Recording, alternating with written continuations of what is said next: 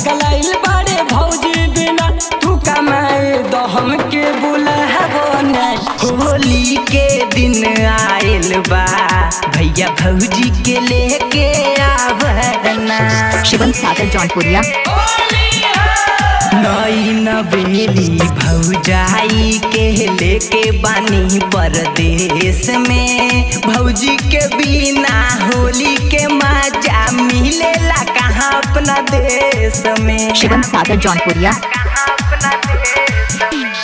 सुनाए छोटे बात के समझ मुंड हमारे जनी गरम कर।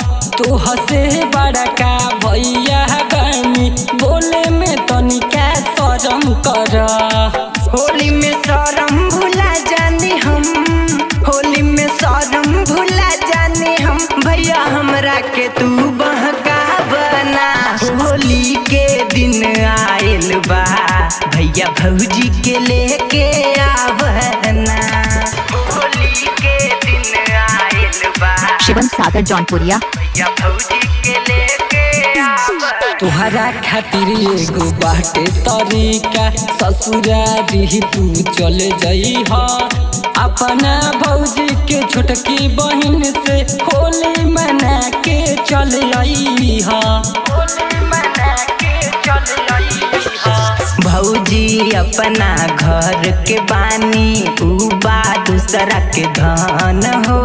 साली संगे होली खेले के नइखे करे हमके मन हो।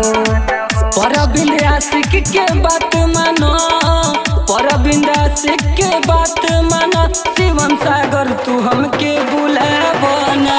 होली के दिन आयल बा भैया भौजी के लेके आवना। होली के दिन आयल बा भैया भौजी के लेके आवना। काहे पगलाइल बाड़े भौजी बिना, काहे पगलाइल बाड़े भौजी बिना तू कमाए दो हमके बुलाबो ना। होली के दिन आयल बा भैया भौजी के लेके